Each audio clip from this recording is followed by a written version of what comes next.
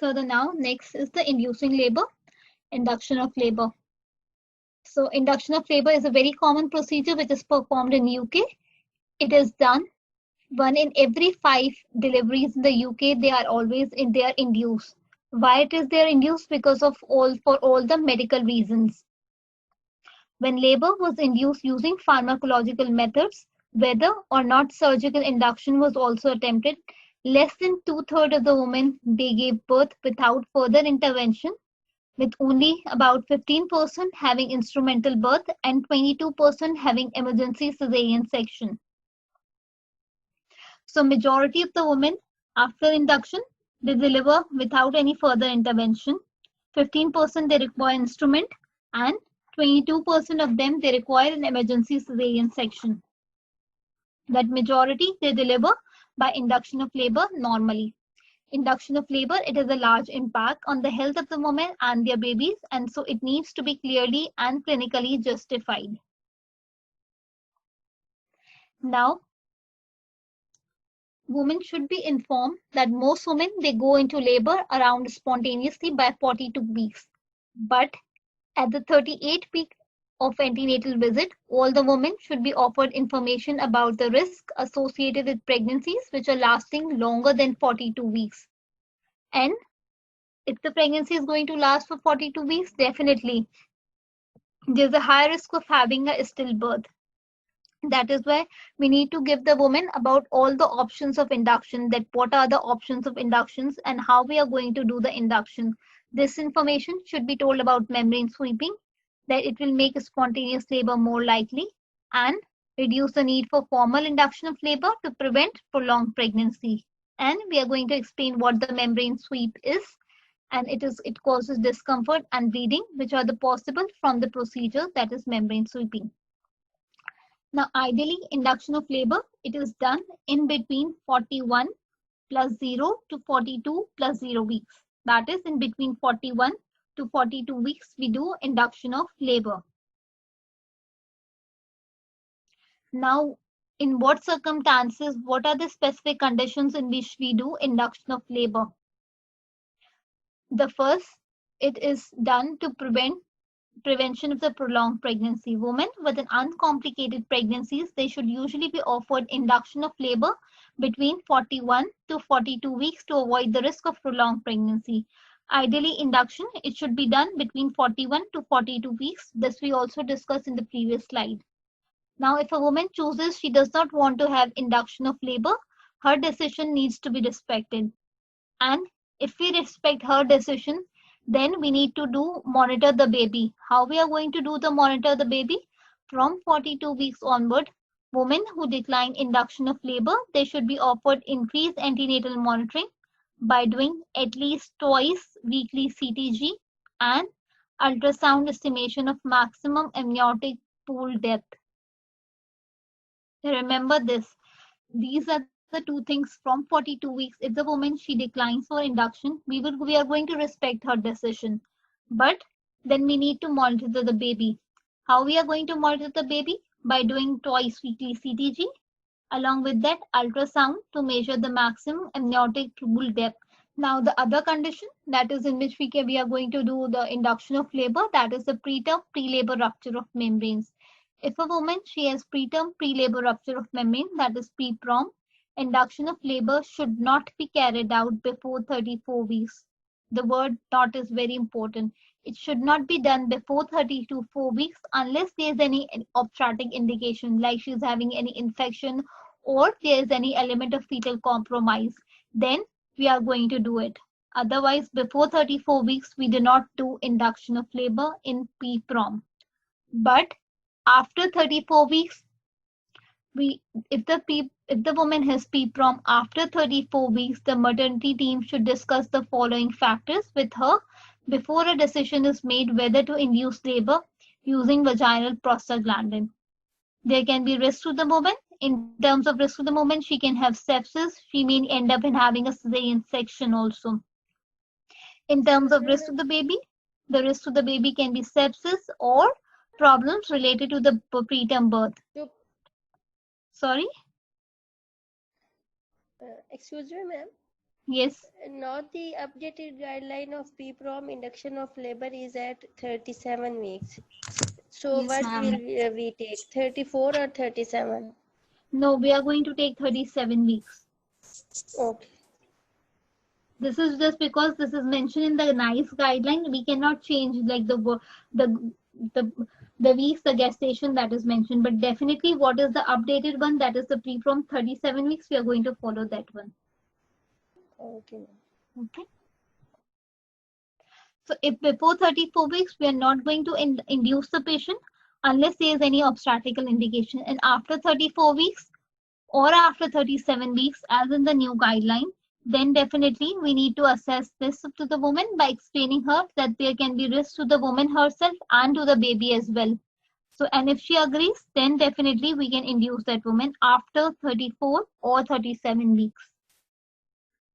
Now, if the prom, it happens at term, if it happens at term or at or after or 37 weeks of pregnancy, should be offered a choice of induction of labor with vaginal prostaglandin E2 or expectant management. It is very important that you remember that induction of labor is appropriate approximately 24 hours after the membranes have been ruptured at term. The word term is very important, that we need to give the time period of 24 hours to the woman to decide that what she wants to give, what she wants to do for herself and for the baby. It is going to be her decision. We need to give her time. Now, the third indication, the first two we have already discussed. That is the first one we have discussed is to prevent the prolongation of pregnancy. If it happens, ideally induction should be done between 41 to 42 weeks of pregnancy. If the woman she declines, then we are going to monitor the baby by doing two things and twice weekly, that is CTG and ultrasound estimation of maximum amniotic pool depth. The other one is the PPROM. If it is less than 34 weeks, we will not induce her unless there is any obstetrical indication. And after 34 or 37 weeks, we need to do that after discussing with the woman. In case of previous cesarean section, this is the third indication for induction of labor. It can be done if the woman wants, but we need to explain to the woman that there is an increased need for the emergency cesarean section because of the induced labor and because the labor may fail, or because and also because there is increased risk of uterine rupture or scar rupture. That is why we need to explain this to the woman. In any scar, we need to give these facts to the woman. We should not hide anything from the woman. Now, in one exceptional case, that is maternal request. If the woman wants induction of labor for maternal request, it is not routinely recommended. Only there's in one exception, and that is in also an SPA, that we need to remember that if the partner is soon to be posted abroad within the armed forces, then induction will be considered for her at or after 40 weeks. But ideally, it is considered between 41 to 42 weeks of pregnancy. This is just an exceptional condition that if a partner is going to be posted abroad and he's an army officer, then this is an exceptional case that we need to consider, in which we are going to do induction of labor at or after 40 weeks of pregnancy. In terms of breech presentation, if there is any element of fetal growth restriction or there is any history of precipitate labor, ideally induction of labor is not recommended.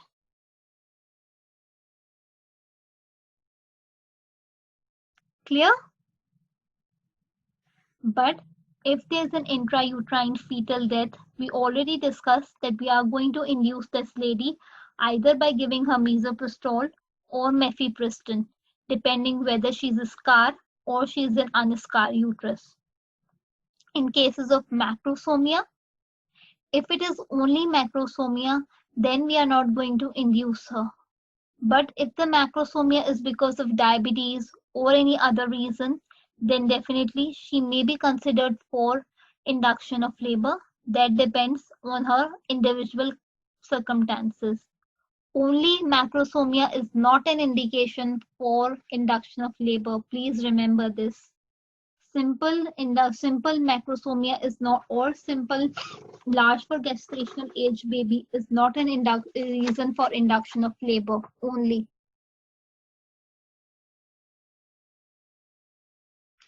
So I'm going to quickly tell you the points in terms of what are the indications for induction of labor. The first one we studied is to prevent the prolongation of pregnancy. The other is the preterm pre-labor rupture of membranes. If she is requesting on the maternal request, we can do that. But if there's a specific exceptional case, that is if the partner is being shifted to post abroad because of the army, he is an armed officer. Because of that, if he needs to be posted abroad, in that special circumstances, we can induce her labor earlier, that is at or after 40 weeks. But before that, there is no reason. If she is having previous cesarean section scar, induction can be done for her, but we need to explain that there is risk of rupture and need for emergency cesarean section. However, if there is breech, presentation, fetal growth restriction, history of precipitate labor, or fetal macrosomia, they are not the indications for going for an induction of labor. Now, what are the methods by which we can do induction of labor?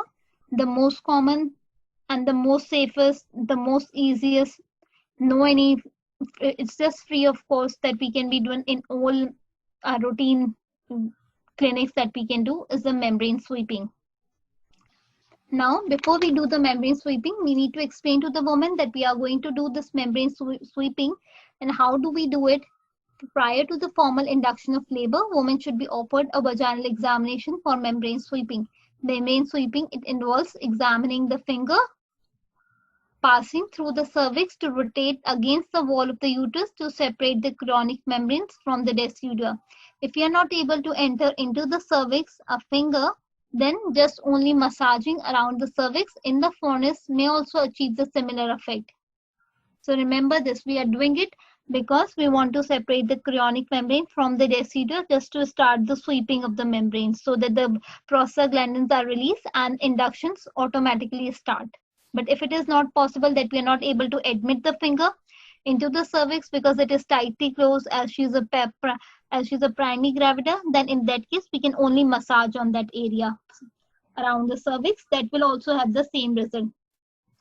Now, when is membrane sweeping done? We have, if the woman is primary gravida or she is a nulliparous woman, then we need to explain to her at 40 and 41 weeks. But if she is a parous woman, we need to do it at 41 weeks. Remember this difference between the nulliparous and the multiparous woman. In case of nulliparous, at 40 and 41. Only in case of parous, it is going to be 41. Why so, ma'am? Why can't we do it at 40 weeks for parous woman?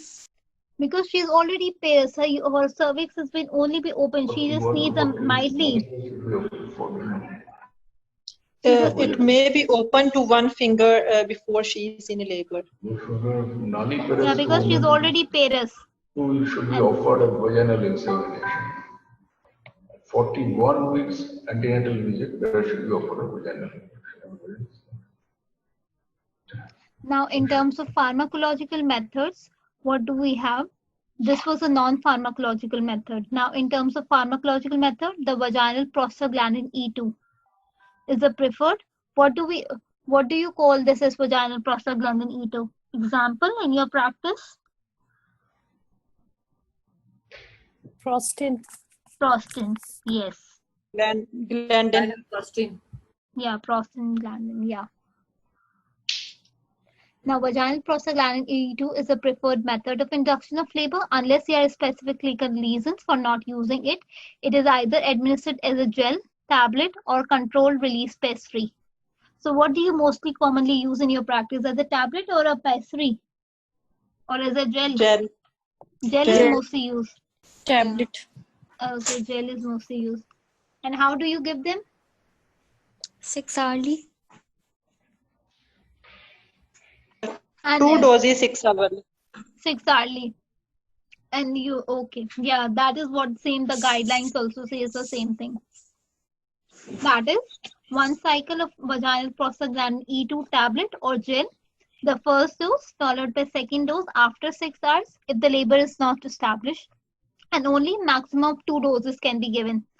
But if we are giving in the form of pessary, only single dose over 24 hours can be given.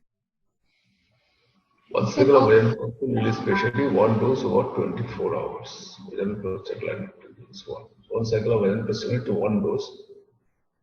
Sorry?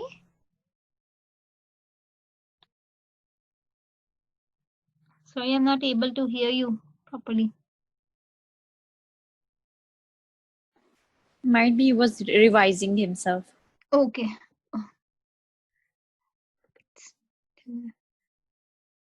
Hi. Okay.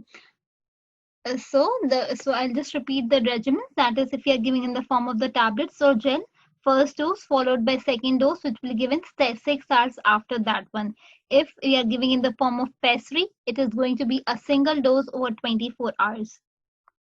And we should also be informing the woman that when offering prostaglandin E2 for induction, healthcare professionals should inform about the associated risk of uterine hyperstimulation. The misoprostol and mifepristone should only be offered as a method of induction of labor to women who are in IUFT. That we've already discussed this point before. Now, what are the surgical methods? Amniotomy, that is breaking of the water bag alone. It can be done, or along combined with oxytocin. It should not be used as a primary clinical method of induction of labor unless there are specific clinical reasons for not using prostaglandin E2. In particular, the risk of uterine hyperstimulation. So, we have 3 methods of induction. That is a non-pharmacological, that includes membrane sweeping. In case of pharmacological, we have prostaglandins E2. It is available in the form of tablet, gel, or pessary. In terms of surgical methods, we have amniotomy, and along with amniotomy, the pharmacological method can be combined together, that is oxytocin. Because oxytocin is a drug that can be combined together, can be given. But the most commonly method that is used is the vaginal prostaglandin E2. Remember the word vaginal. Vaginal is very important because it is a route that is most commonly used, and it is the most absorption highest as well. In one of the talk articles, it is mentioned that the vaginal prostaglandin, it has the most absorption, and it is one of the most very important question as well from the exam point of view. In terms of non-pharmacological methods, healthcare professionals should inform women that the available evidence, it does not support the following methods for induction of labor. It does not. That is herbal supplements, acupuncture, homeopathy, castor oil, hot baths, enema, and sexual intercourse. They're not the supporting methods for induction of labor.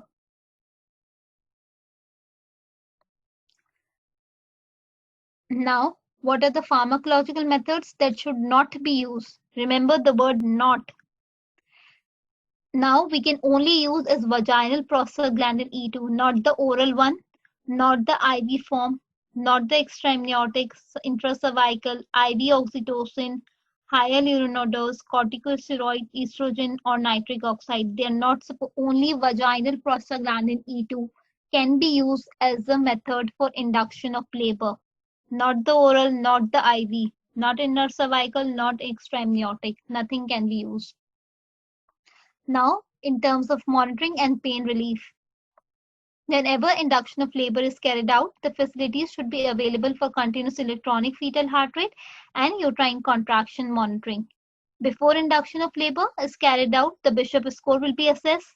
Definitely, we are going to do the pervaginal examination for the lady to find out what is the Bishop score is. If the Bishop score is more than 7, then it is considered as a good score. And a normal fetal heart rate pattern should be confirmed using electronic fetal monitoring. After administration of vaginal prostaglandin E2, When the contraction begins, the fetal well-being should be assessed with continuous electronic fetal monitoring. Once the CTG is confirmed as it is showing as normal fetal heart rate, then intermittent auscultation should be used unless there are clinical indications for continuous electronic fetal monitoring. Remember this, that if everything is going to be normal, then we are going to go for the intermittent auscultation. Otherwise, in every case, there is going to be continuous electronic fetal monitoring. And Bishop score should be reassessed 6 hours after vaginal prostaglandin E2 tablet or gel insertion, and or if you are using the pessary, then it should be assessed after 24 hours to monitor the progress. That how is the induction of labor effective or not? That is why we need to monitor that. Now, if a woman, if the woman starts having contraction, then we have to do examination before 6 hours, I guess. Yes, definitely. Yes. But if she's not having anything, then we need to give her the time period of 6 hours to get it effective. And if we give her the first dose of vaginal prostaglandin E2 and she wants to go home, definitely she can go home, but we need to tell to the woman that if she is having any contractions, she need to inform us, or if she is not having any contraction, if she is not having any contractions after 6 hours, then even she need to come back to us in both the situations. If she is having contractions or if she is not having contraction after 6 hours, she need to come back to the hospital again to be seen by her doctor. Now, this is we talked about all the monitoring. Now, in terms of pain relief, yes, she is open to all options of pain relief that was discussed yesterday in the guideline of intrapartum. She can have all forms of pain relief. She has no any problem with pain relief methods.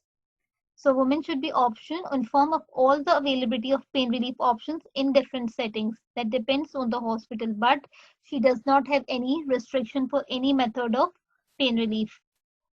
Now, once we have done the induction of labor for her, now what complications can happen because of the induction of labor? First of all, the complication that can happen is uterine hyperstimulation. To prevent that happening, to stop from happening uterine hyperstimulation, we are going to give her tocolysis.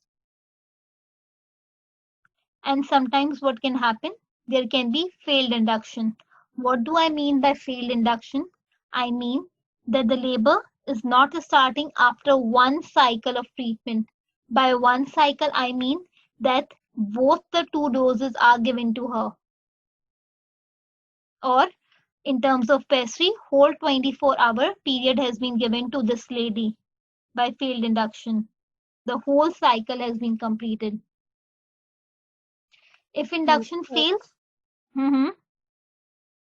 if we give tablet or gel, so after how many hours we say it's a failed induction of second dose? 6 hours. Okay, thank you. Okay. And in case of if we are going to give her in the form of pessary, then definitely 24 hours is the period. Now, if there is failed induction, then what are the 2 options? We can either again go for the induction, but that will depend on the situation, and also if the woman again wants to go for the induction. And the other option is to go for a cesarean section.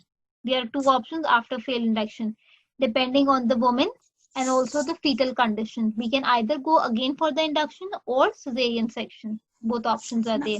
Ma'am, isn't it like after the second dose, after 6 hours, we do the ARM and we see for Cinto trial and then we label as failed induction if no progress after Cinto? No. Yeah, definitely. If you talk in my country or in like usually in our practice in our country, definitely we do it like this. But in the guidelines, once a patient is not responding to 2 doses of prostaglandin from 12 hours, though, how can be possible she will respond to syntocinon on a closed cervix?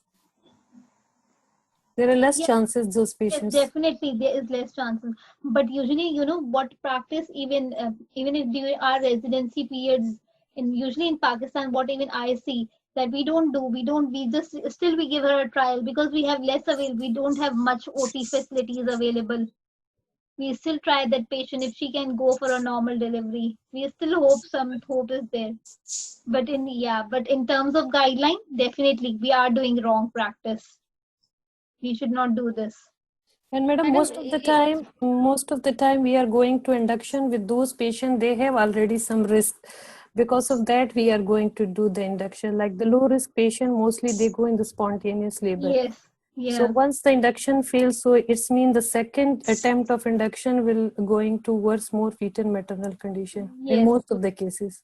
Yeah, definitely in our practice. But here what happens, they have very good they have like there's lots of CTGs are available. I used to practice, there was only one CTG machine. So like in hundreds of patients, they are coming to you with one CTG machine. It's impossibly, but it's still the setup is working and their working is still going. The work is still going on. It's just the facilities that the hospitals are having, it depends. But here in UK, it doesn't happen like this. It's given 1-to-1 midwifery care, like if they expect in AKU that is being done. So it is here normally that is given to all the patients here.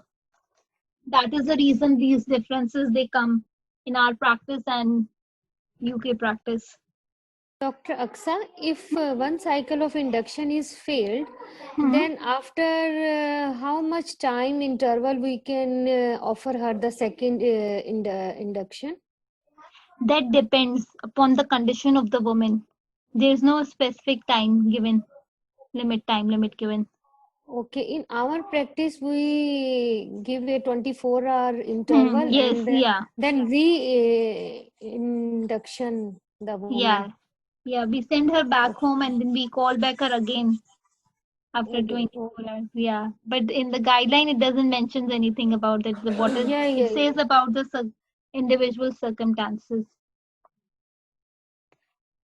Now, either we have already discussed two of the complications that can happen is uterine hyperstimulation, the other one is failed induction, and there's a risk of having cord prolapse.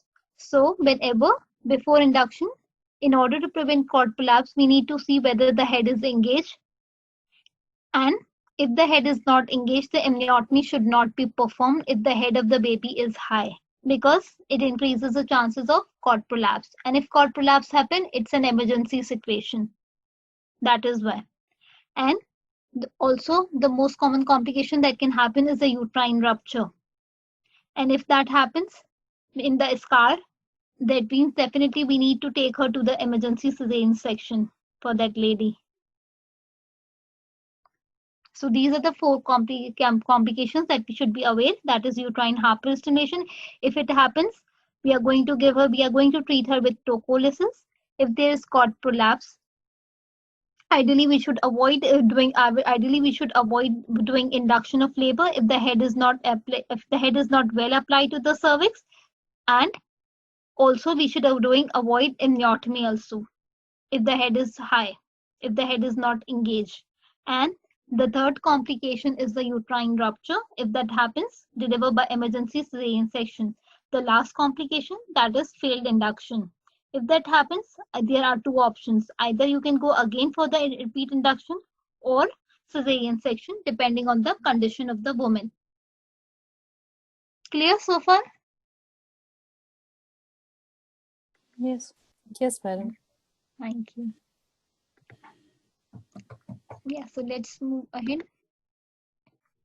Now, cesarean section, it's also, there's an also nice guideline on cesarean section.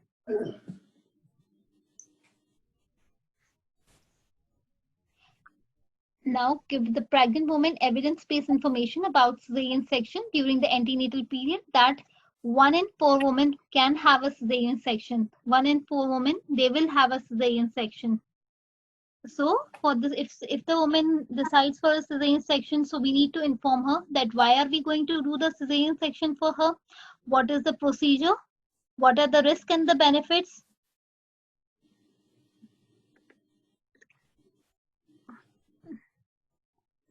what are the risks and the benefits associated with it, and what are the implications in terms of future pregnancy, and how to take care after the cesarean section. We need to explain all this to the woman.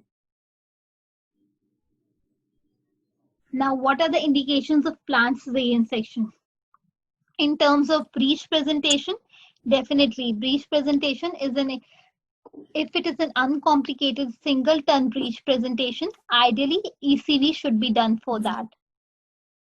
But if the woman is having any exceptional cases that she is either in labor, she is having a uterine scar, or the fetal is compromised, there is membrane rupture, there is bleeding, or for medical conditions, then we can go for a planned cesarean section in cases of breech presentation. And it is more clear when we are going to read the guideline of breech presentation and ECV. So normally it should not be done the cesarean section, but ideally if any of the condition is there that she's having a scar, she's in labor, the baby is in compromise, or there is bleeding or any other medical conditions, then definitely we need to go for her with the cesarean section. And the other indication, that is the placenta previa. That is, it is either minor or major. It should be in that cases also we need to offer her cesarean section. That is the planned cesarean section. By plan, I means that we have decided the date and the time of the cesarean section for women. When there is any evidence of morbidly adherent placenta, that there is placenta accreta, increta, or percreta, we are going to go for the planned cesarean section. If she is having mother to child transmission of HIV, in cases when she is not receiving any retroviral therapy, or if she is receiving the antiretroviral therapy but her viral load is more than 400 copies per ml or more, or if she is having HIV along with hepatitis C. So in this condition, in order to reduce the risk to the baby, definitely we are going to go for the cesarean section. And if it's a herpes simplex, primary herpes simplex in the 3rd trimester, then also we are going to do for cesarean section to reduce the chance to the baby of herpes simplex virus. This is just a revision because HIV we also studied before, and definitely we are going to cover this placenta previa, breech in our next modules. And if the woman requests for cesarean section, then ideally it should not be done. We should ask the woman that why she wants to have a cesarean section. We need to find out the reason that why is there any particular reason that why she wants to have a cesarean section, and then according to that reason we should counsel the woman what is in the best decision for her, and then we should go for the cesarean section or not. That will be explained to the woman, and then she is the one who can decide for herself.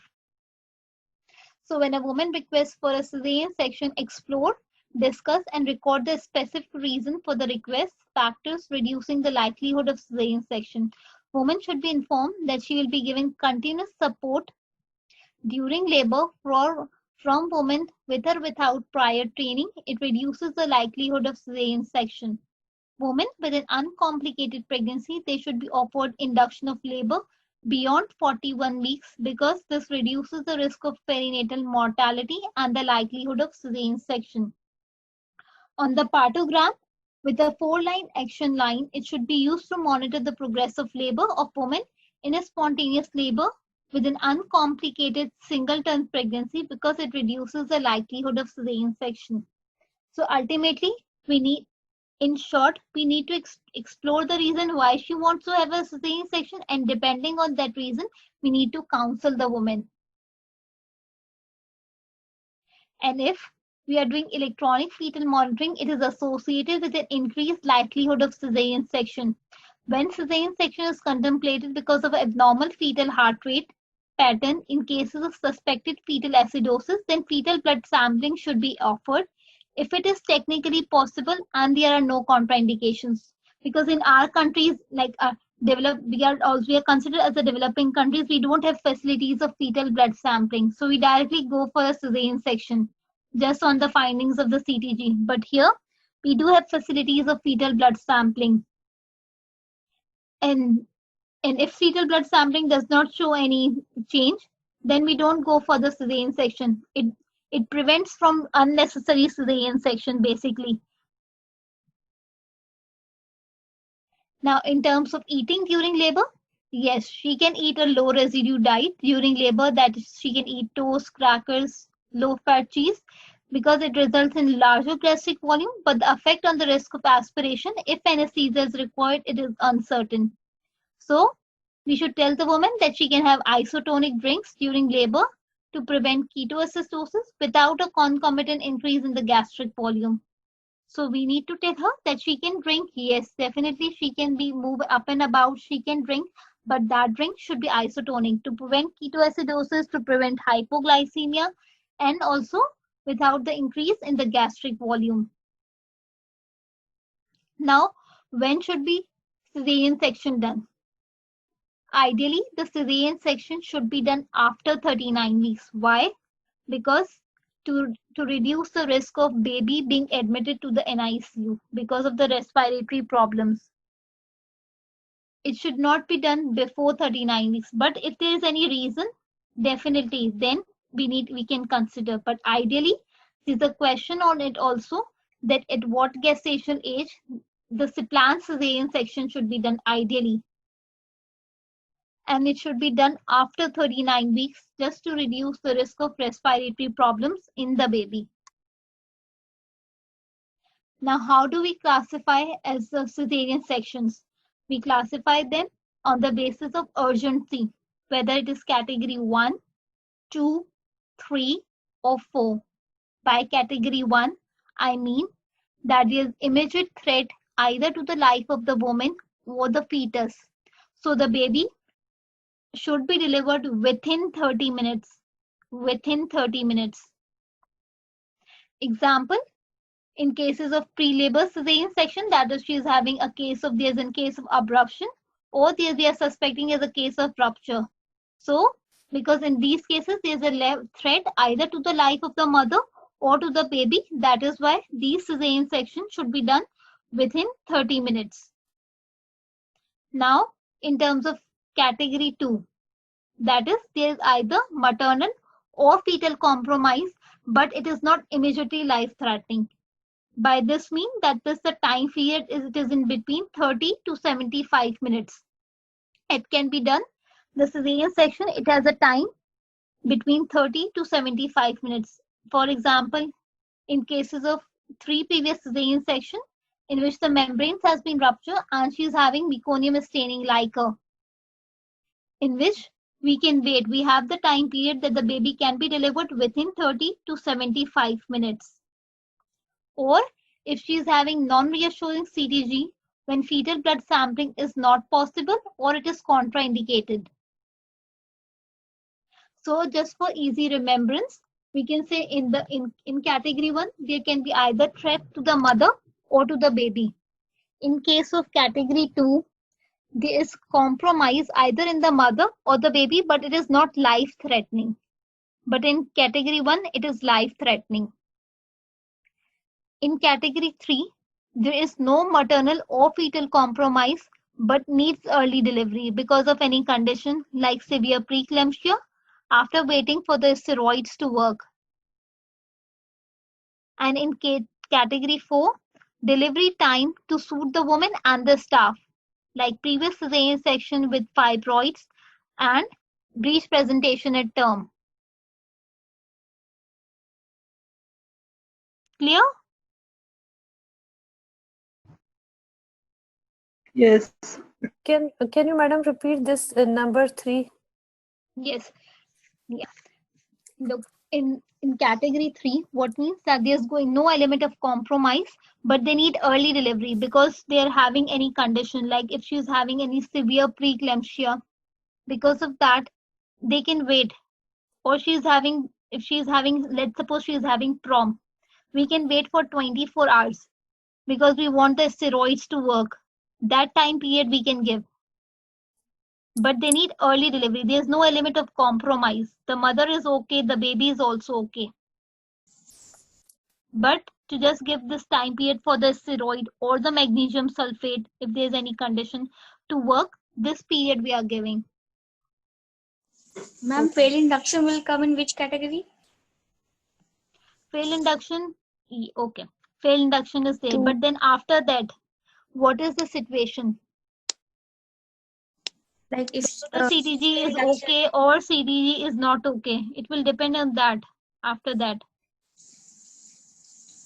If the CTG is okay, then definitely you can wait for her.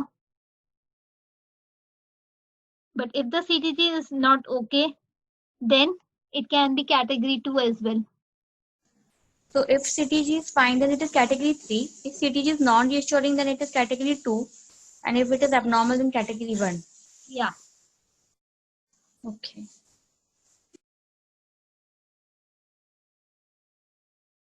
Now in terms of preoperative testing and preparation for cesarean section, how do we prepare the patient for a cesarean section?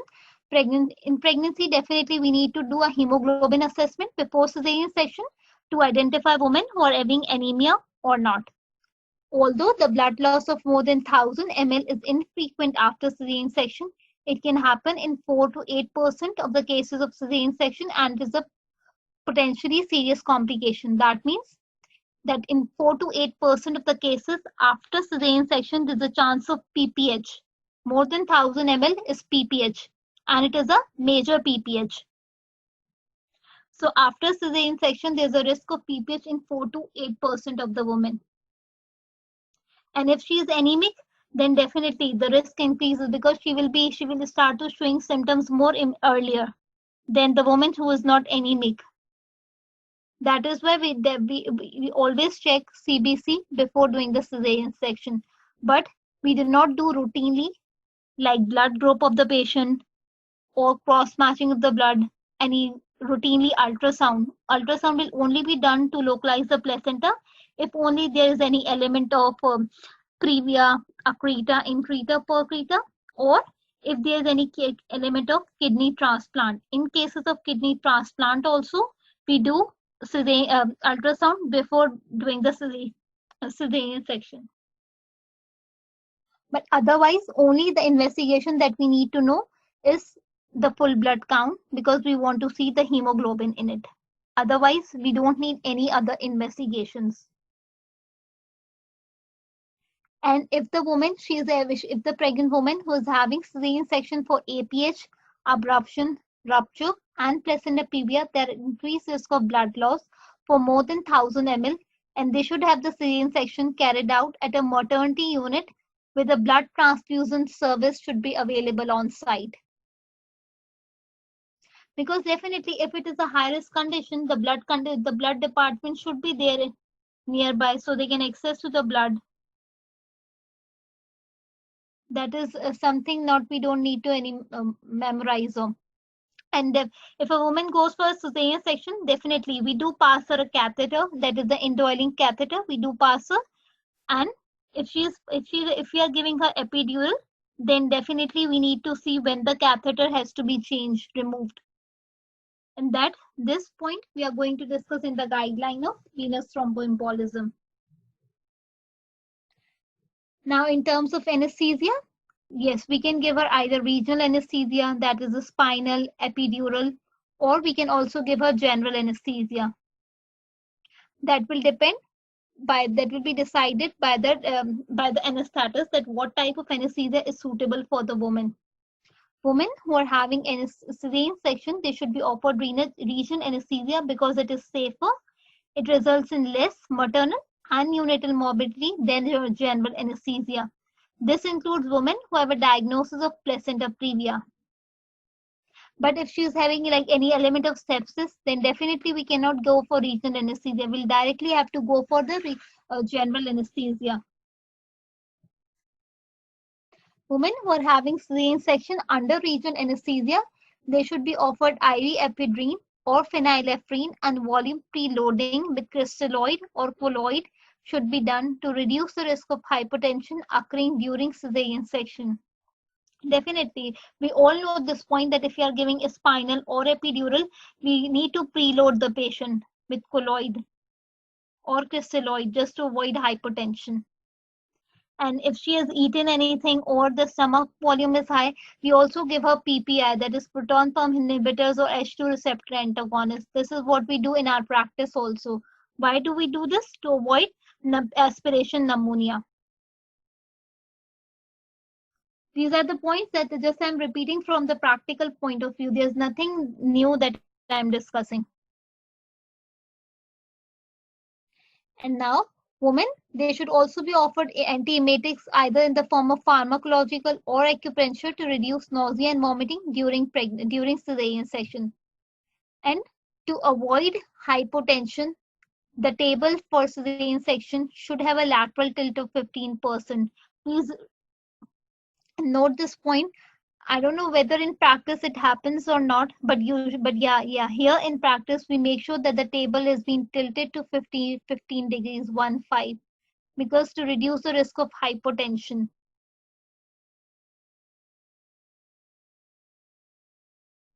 And now, what are the surgical techniques for cesarean section? This was the preoperative period. Now we are talking about the intraoperative. Now, if the patient is having HIV, in order to protect the healthcare professionals from getting HIV, definitely they should wear the double gloves. The person who is doing the surgery, the surgeon, and also the assistant, both should be wearing the double gloves. Remember this, both are as important as the patient. Not only the surgeon who is doing the surgery, but also the assistant is also important. And the general recommendations for safe surgical practice like hand washing, sterilization, all the measures they will be taken. The only specific point is that both should wear the double gloves, that is the surgeon as well as the assistant. Now, in terms of incision, in abdominal incision, cesarean section should be performed using a transverse abdominal incision, because by transverse abdominal incision, I mean the Joyle coil incision. Why? The Joyle coil incision, let me explain you what this incision is. Basically, it is a straight incision which is given 3 centimeters above the pubic symphysis, and in which we do it bluntly. We don't use any scissors. We can sometimes use it with the extension of the incision. It can be done with a scissor, but not a knife. Knife will never be used in Joyle coil incision. That is why, what are the benefits with this? It will cause less post-operative pain. It is increased cosmetic effect. It will cause short operating time, and it will reduce the post-operative febrile morbidity. In practice, what incision do you give to your patients? Joyle Cohen only. Only Joyle coil? That's good, yeah. Pen and steel incision. Pen and steel. Yeah, usually even in my practice, we also used to give phalangeal incision. But here, yeah, the most commonly routine incision that is used is the Joyle coil, which is 3 centimeters above the pubic symphysis, in which it is opened bluntly, and extension can be done with the help of the scissors, but not a knife is used. Why it is the good incision? Because it causes less post-operative pain, operating time is less, and after the cesarean section, it has good cosmetic effect, and also it reduces post-operative febrile morbidity as well.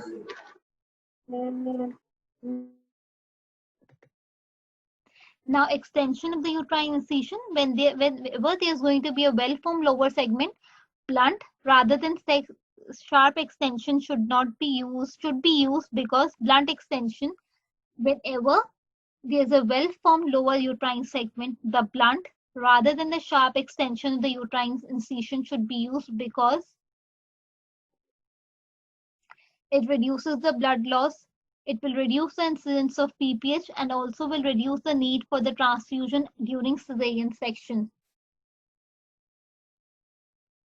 That is why blunt dissection is more commonly used rather than the sharp dissections. Because in order to avoid PPH and also reduce the blood loss, and also for the need to reduce the blood transfusion that is needed. And in terms of fetal laceration, the baby is at a risk of having fetal laceration, that is 2%. It is one of the SPAs that was asked, that in terms of fetal laceration during cesarean section, the risk is 2%. Remember this. And normally, the forceps should not be used at cesarean section. They should be used only when we are having any difficulty during the delivery of the baby head. Uterotonics, we all know that in case of if we are doing a normal vaginal delivery, how much dose of oxytocin we use in the third stage of labor? 10 international 10, units. 10 And international if in units. in case of cesarean section, Intramus 5 Intramuscular, international. 5 5. international unit.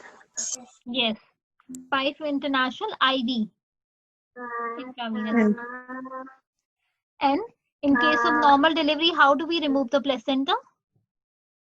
Control Controlled contraction. contraction. And why do we use that method? To decrease the To pH, to avoid the prevent PPH. the risk of uterine inversion. Uterine PPH and inversion. inversion. PPH, uterine inversion, and postpartum endometritis. yes, endometritis. Yes, these are the three reasons. That is why we use controlled contraction to avoid PPH, inversion, and also endometritis. And whether you stitch you take the uterus out, or you keep it just inside and stitch the layers of uterus. How do you do it? Ma'am, we keep the uterus inside and then take the incision in 2 layers. Take exteriorize. You exteriorize. Okay. No, we But will try to keep it inside until Yes. unless there's rupture or there is Extension. any problem. Yes. Ideally, also, the guideline also says that the uterus should be kept inside, because if we extrise the uterus, it causes more pain to the patient, and there's also increased chances of having infection for the patient. That is why it is ideally recommended to stitch the uterus inside. Not externalization should be. However, like if there's any extension, yes, or scar rupture, in certain circumstances, we can do that as well. And you close the uterus in how many layers? 2 layers. Yeah. Double layer. Yeah, But double layer. single layer when second is not possible. Yeah, that is in exceptional cases, yeah. But ideally 2 layers. And do you close the peritoneum? Visceral or the parietal? No, we don't close the peritoneum. Brighter. Why? Yes, brighter. We only stitch the uterus in 2 layers and no parietal peritoneum we close. Yeah, we just directly go to the rectus sheath then. Yeah. And also the guideline also says the same thing, that the visceral or the parietal peritoneum should neither be stitched, because it reduces the operating time and the need for the analgesia, and also mother satisfaction is there as well. These are the benefits of it if we don't stitch, because it will reduce the operating time, the need for post-operative analgesia, and also improve satisfaction. This is a very important question, not only for MRCOG but also for FCPS also. It has come repeatedly in the FCPS as well. Now, in terms of closure of the abdominal wall, that is where if we sometimes sometimes we may need to do surgery either by midline abdominal incision. In that case, we do mask closure, because why do we do mask closure? Because to reduce the risk of hernia, incisional hernia, and also less dehiscence. Do you close the subcutaneous fat after the rectus sheath? No, ma'am. If It's the removed. fat is more than 2 centimeter, then we close. Otherwise, if it is thin layer, we don't close. Yes, exactly what the guideline says. Exactly, that is what we are also practicing same. Because it will reduce the risk of infection. And do you insert drains normally, or if with any reason? No, Only not in without Normally, indication. we don't Yeah. insert the Rupture. drain. Yeah, in case of rupture or if there's any hematoma or infection, then we do it. And once we have closed the uterus, once the abdomen has been also be closed, then it is very important that if we suspect that the baby is having any element of compromise, fetal compromise, then we should do the pH of the baby, the umbilical artery pH, because it will help us to tell about the fetal well-being, that whether the baby was compromised That is why we did this either category 1 cesarean section or category 2 cesarean section for the baby.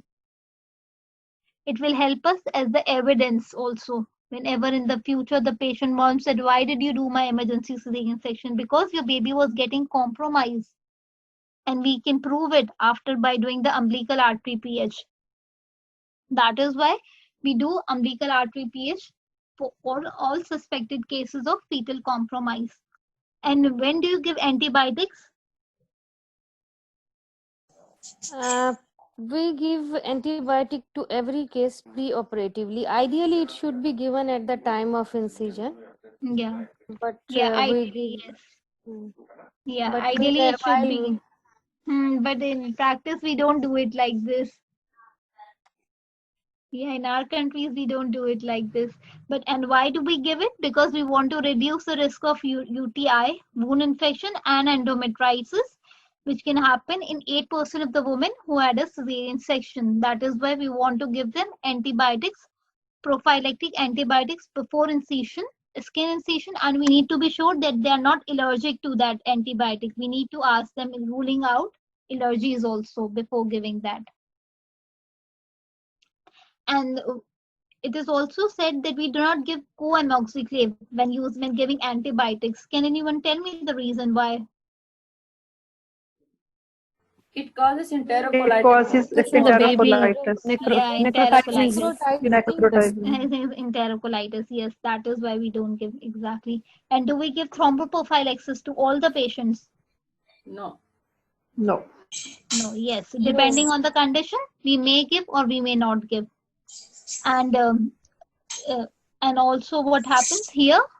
What happens during at the time of delivery, the partner can be there with the patient, or if she wants that how the cesarean section is being done, we can also keep the mirror in front of them so they can see the whole procedure, that how is the cesarean section, or they want to have any music to be played in the theater, that can also be done here in this country. But yeah, definitely we don't have this practice in our country. Yeah. Ma'am, Or do we you do guys have do in it? Lady Hutchison Hospital. In which Yes, hospital? Lady Hutchison Hospital, Okay, you do have it. That's Lahore. good. Oh, yeah. Okay, we Music do. Yeah, in that's theater. good. Okay, And you also do in have. Aga Khan Hospital, Karachi. Yeah, Aga Khan. Yeah, Aga Khan is a private hospital. Yeah, it does that.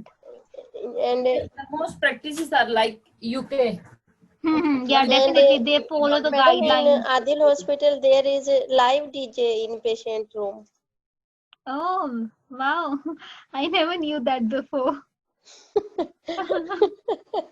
I thought it's just only here They being charge done. for 1200,000, but they give them live DJ for the whole duration patient stays in hospital, pre-section Okay. and post-section. Oh, really? That If I never anyone wants to go there. Yeah. Shazia having information about all hospitals of the Punjab. Yes, as I'm more practice oriented. Yeah, no, that's good. Really, And we I'm need. planning to visit Adil Hospital. And once the baby has been born, after the delivery, yes, the pediatrician should be present at the time of delivery. We should take care that the temperature of the baby does not have hypothermia. So for that, we have the midwives available. They go for the skin to skin contact for the baby, and also early breastfeeding for the baby. And heat warmers are there to keep the baby warm. And also we encourage the women they should breastfeed their baby as early as possible, because of the pain and the scar they may feel difficult to breastfeed. So the midwife, they really help them to breastfeed immediately in the first few hours, and once they are able to do it once, then they can in the next few hours they're able to do it by themselves. Just for the encouraging, the midwives are there to help them. And in terms of mother, this was all in case of for the babies.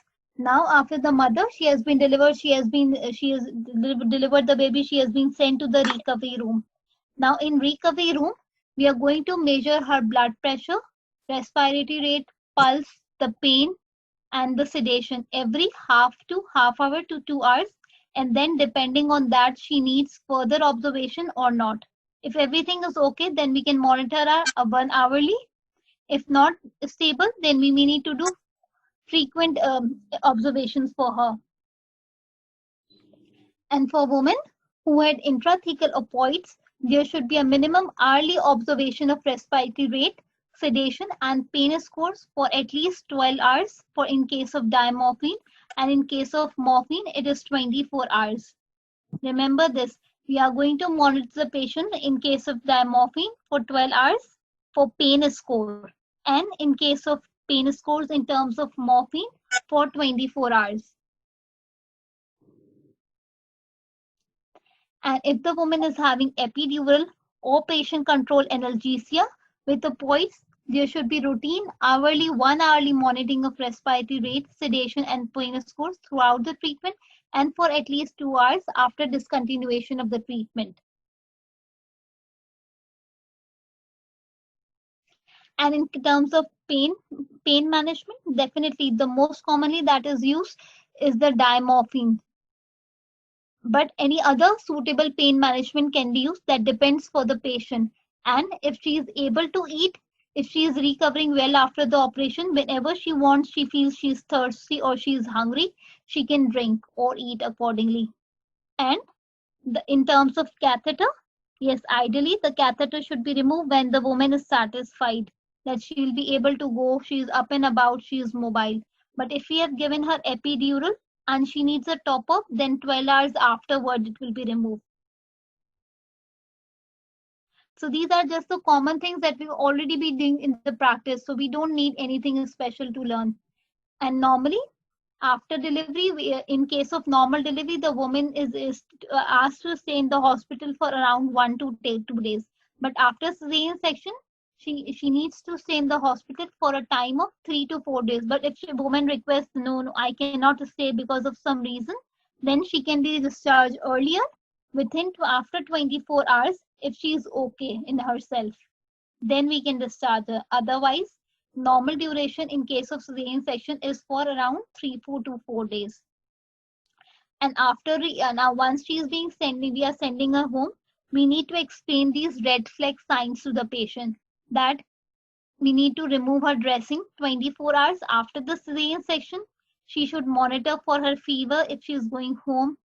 She should check the wound by herself, that if there is any increasing pain or any discharge from the wound line, or there is a scar dehiscence.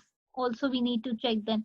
And we should also explain that she should keep herself clean, and the wound should be dry. There should be maintained hygiene of the wound should be maintained.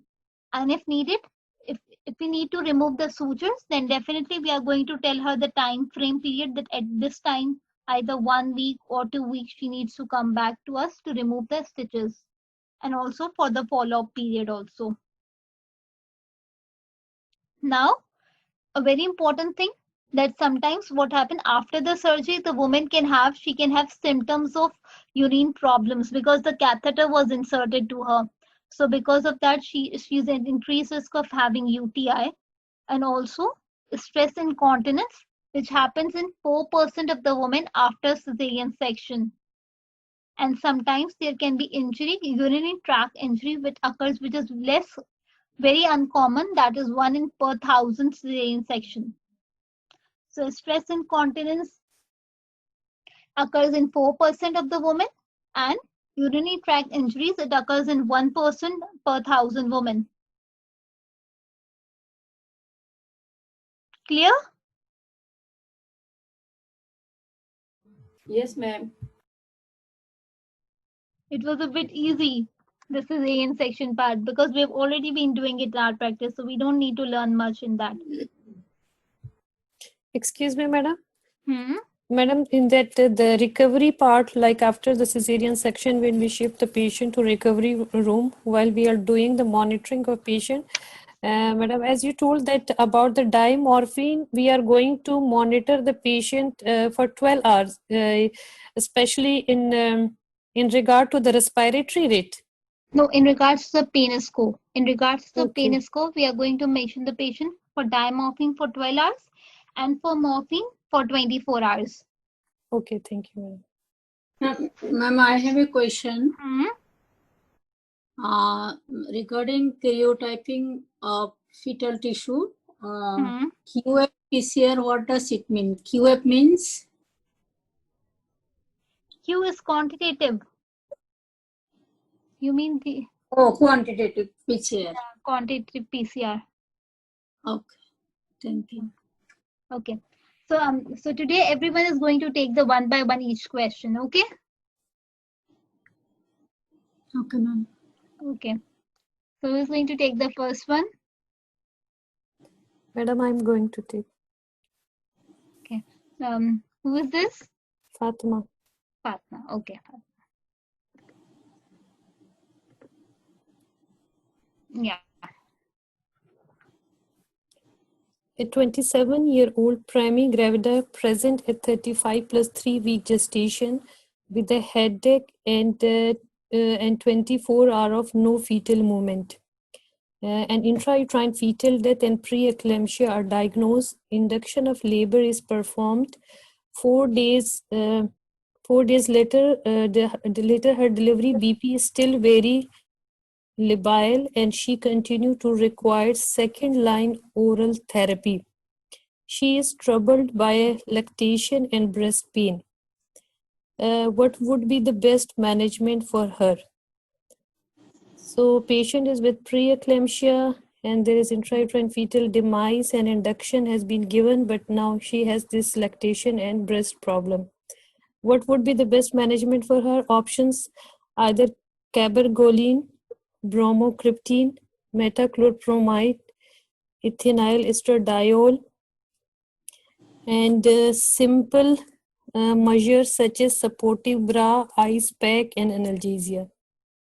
So because she is taking 2 antihypertensive second line therapy even, so it's better to go first for the conservative measures like the option E, such as supportive bra, ice pack, and analgesia. If it doesn't Excellent. work, then Yeah. we will If go it doesn't work, then we can go for either for pharmacology. pharmacology. Yes. Excellent. Yes. Who's going to take the next one? Me. Okay. A lady is diagnosed with confirmed intrauterine fetal demise. She is known to be GBS positive. Which drug is not indicated in intrapartum care in this woman? Mifepristone, prostaglandin analogs for induction of labor, broad-spectrum antibiotics if there is sepsis, diamorphine for peri antibiotics with GBS, and mother known to be positive. E. Yeah, exactly. We don't give GBS prophylaxis when it is IUFT. Excellent. Clapping for all of you. Yeah, all are answering really well in the chat box. I can see. Who's going to take the next one? I will take Neelam. Okay. Yeah, me. A 30-year-old primigravida with a body BMI of 28 is seen in the antenatal clinic at 36 weeks. Gestation following referral from community midwife with suspected large far dates. An ultrasound scan is arranged, which confirms the fetus to be large for gestational age. An oral glucose test is arranged few days later, which is normal. The correct management: A. Elective cesarean section 38 weeks, elective cesarean section 39 weeks, induction of labor at 37 weeks, induction of labor at induction of labor is E. Yes. Why didn't you choose D option? I know you are right, you're exactly right, but why not D? Because she's her there is no gestational diabetes. She's been verified gestational diabetes. So this is the only clinical suspicion of Yeah, macrosomia, which is not an exactly. factor for Yeah, early. exactly. And 40 weeks plus 10 days becomes how many weeks? It becomes 41 plus 3. So because we always do induction in between 41 to 42 weeks. Yeah. So the question, look at the question, you need to understand that it's not always like it will come between 41 to 42 weeks. It can be written like this also, 40 weeks plus 10 days. Yeah, that is the reason I made it like this way. Okay, next, who is there with us? Ma'am, I want to read. Chanda. Yeah, sure. A 39-year-old primate Evida present at 35 weeks of gestation with a 48-hour history of absent fetal movement, and IUFD is diagnosed on ultrasound scan. She is otherwise well, and antenatal care has been unremarkable until this point. Labor is induced and a macerated stillborn male weighing 253 gram is delivered. The couple consent to postmortem. Which of the following would be part of the initial investigation? Maternal serum for maternal albumin antiplatelet antibodies, maternal serum for anti-RON anti-LA antibodies, maternal serum thyroid stimulating hormone 3T3 and 3T4, maternal urine for cocaine metabolites, maternal serum for carbon monoxide levels.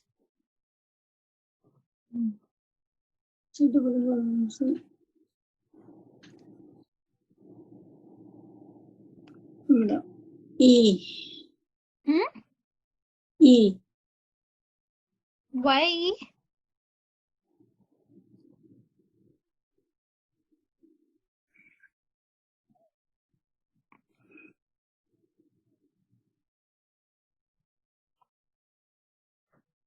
Because a macerated stillborn delivered, no other antenatal risk factor is found.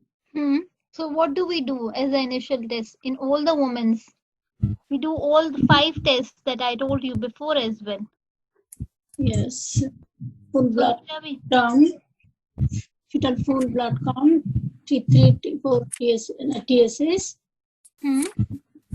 clear heart test, and infection like toxoplasma, chlamydia, and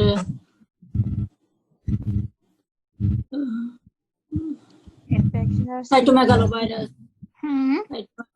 And one last more. Herpes, CMV. Lobar test or bracket test. So in this, what are you going to do in this from the options that are given to you? C. Yes, exactly. We don't have any out of the 5. We have only one option here, that is thyroid stimulating hormone T3 and 3T4. All the options, they are automatically wrong because it's asking which of the following is the part of initial investigations. We have only 5 tests that you just mentioned now, and only one of them is written in the options here. Clear? Okay, ma'am. Clear. Thank you. Who's going to take the next one? Dr. Aksar, I am Dr. Paras. All right, Paras, yeah. Okay, 29-year-old priming gravida with intrauterine fetal death at 26 weeks has been feeling unwell for few days. She has intact membrane, but the liquor is noted to be green at delivery. What is the most likely cause of fetal loss at 26 weeks? Options are cytomegalovirus. B option is a group A streptococcus, C is a group B streptococcus, D listeria monocyte gene, and parvovirus B19. She has intact membrane. Liquor is noted green at delivery. What is the most likely cause of fetal loss? At 26 weeks. Ma'am, cytomegalovirus? Yes. Infection is mandatory for all the women with IUD, and in all option B, C, D, E are less likely. I think more is C, AA, cytomegalovirus A. Okay. If I give you one more chance, because the liquor is green at the time of delivery, they're not asking about the like first initial investigation. They're telling you that the liquor is green in color.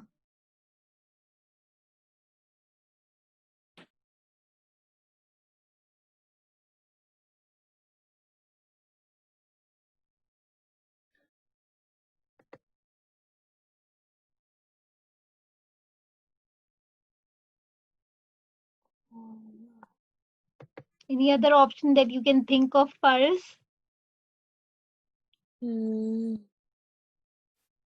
B? Okay, no worries. Let me tell you, yeah, definitely I did not tell you this question in my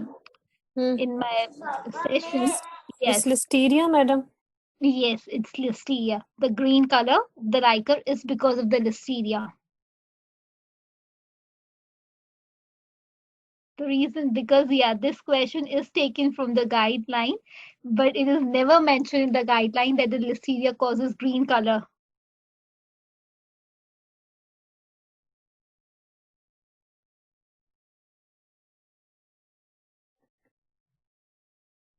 Because it's more associated with the miscarriages and second trimester losses. Yeah, So patients yes. 26 weeks. 26 weeks, yes, exactly. If they would have asked the initial investigation Paris, then definitely it is going to be cytomegalovirus. But the question is a little bit tricky in the sense that it is telling you about the second trimester, and also the color of the liquor is also mentioned, that is green at the time of delivery.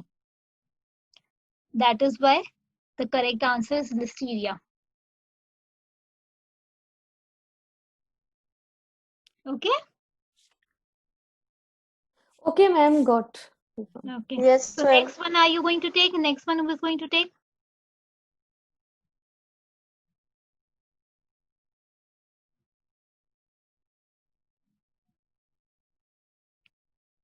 Who's going to Me, take the ma'am. next?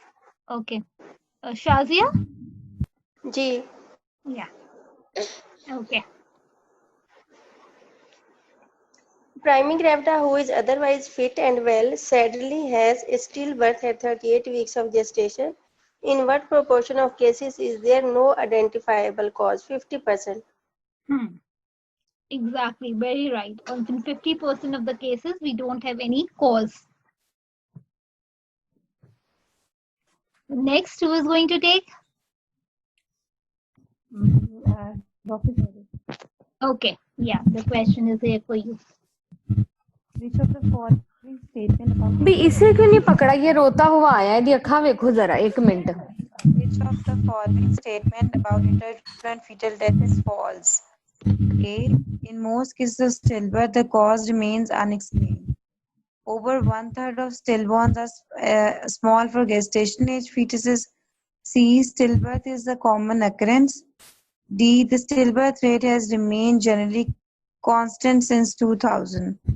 E. Whenever a late intrauterine fetal death is suspected, urgent CTG should be done. It's E. Yes. E is false. Whenever IUD is suspected, what do we do?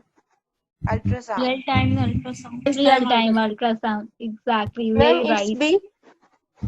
It's E. They're asking Madam, which why not statement. B? Why They're can't it be asking because they're asking which of the options is false. Because in most of the cases of stillbirth, the cause remain unexplained. Right? In 1/3, we studied that in 1/3 the cause is small for gestation age fetus. So it is also true. True. The stillbirth is a common occurrence. That is, yes, it is a common because it happens in 1 out of 200. It is common. And it has been constant since 2000. Yes, it can be because now we have so many options. We have CTGs, we have ultrasound facilities available, so we can diagnose it is quicker. Like the management part is good now; it's improving. But in E, whenever a late IUFT is suspected, urgent CTG should be arranged. No, we go for directly for real-time ultrasonography. That is why. Clear? Yes, ma'am. Okay, great. So let's move ahead. Who's going to take the next one? Ma'am, I will read. Okay.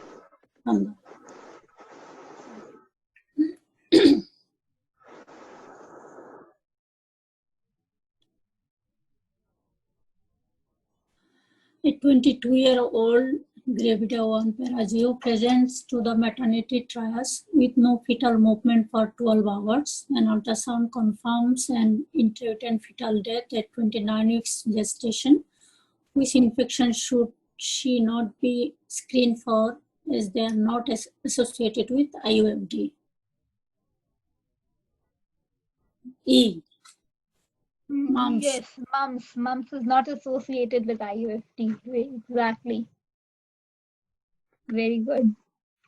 And who was going to take the next one? Me, madam. Who's me? Noor? Fatma? Yes, madam. Can you hear All me? right. Yeah. Okay, please. This is the question. Primary 30 weeks intrauterine fetal death of one twin and normal CTG for second twin. Mother is stable, labs are normal. Management 30 weeks. Admit and steroid and delivery after 48 hours. Emergency cesarean section. Continue till 36 week and reassure. Reassure. C. Mother is stable and labs are normal. And it said 30 weeks. A, steroid and delivery after 48 hours. But we will monitor at this moment. CTG is normal and there is no Everything is okay. Then what Then are you going to do? Then continue till 36 weeks. Yes, exactly. Yeah, if there's nothing in this, there's nothing abnormal. Only one baby is IUFT, but the other twin is normal, and everything is normal for the mother and for the baby as well. Yeah. So continue with the pregnancy. Yeah, madam. Okay. Yeah. So I was thinking about this coagulation profile. That sometimes there is, especially with the second twin, they give some clue about that how you will monitor this and They that. give you the clue. They said Yeah, all the labs are normal. They Hmm. give you the clue in the question. Yeah. Okay, madam. Thank you. Yeah. So who's next one? Me, Neelam. Oh, yeah. 19 years old lady who had stillbirth 38 weeks has come to see you 2 weeks after delivery. She has agreed to have post-mortem. What percentage of stillbirths have congenital anomalies? 6%. 6%. 6% is what percentage for? It Yes. was aneuploidies. Yes, 6% have aneuploidies. And it can cause congenital anomalies. That is why, exactly. Excellent. You're very right. Thank you. Thank you. Who's going to take the next one? Okay, ma'am, I will take Dr. Paras. My last Okay, was fine. wrong. Yeah, no problem. Yeah. Okay, 35 years old, para 3, previous SVD at 39 weeks, gestation present with no fetal movements, and diagnosis of intrauterine fetal death is made. She is given a mifepristone and then returned 2 days later for misoprostol to induce labor. Repeated doses are given until contraction commence.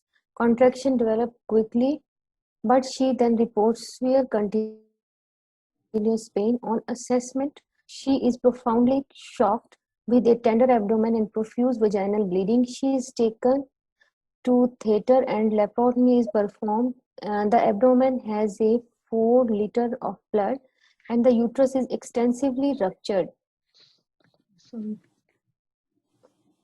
hysterectomy and extensive resuscitation.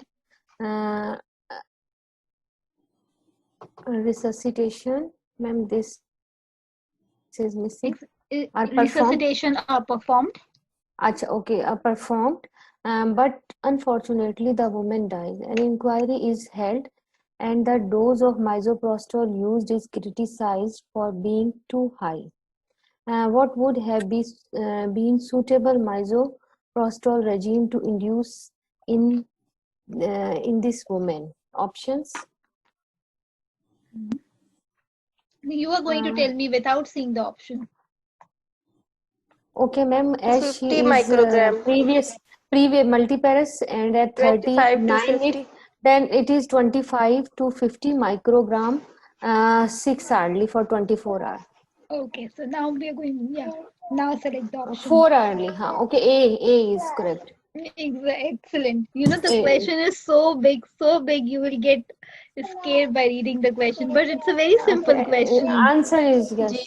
Yeah, very simple. Simple, yes. Excellent, Paris. नहीं बेटा तुम पेड़ खाओगे मुझे. And who is going to take the next one? Who hasn't done it before? I want them to take the question.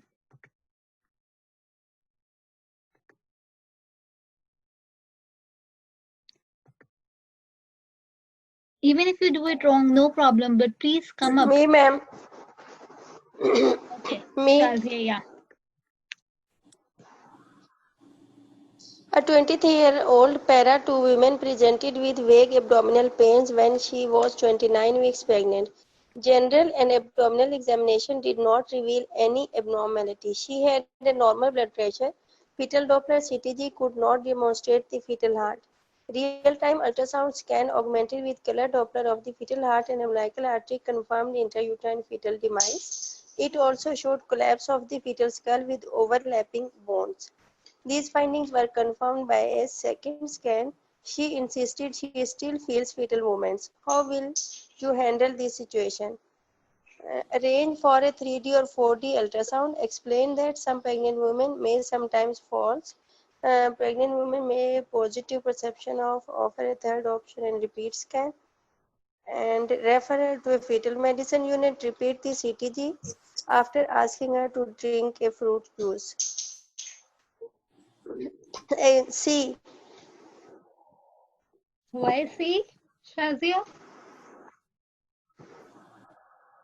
As she is having perception of fetal movements, then we can offer her a repeat scan. Mm-hmm. But read the question again. These findings were already confirmed by a second scan. Confirmed by a second scan. So will you do a third repeat scan for her? What are you going to do for her? No.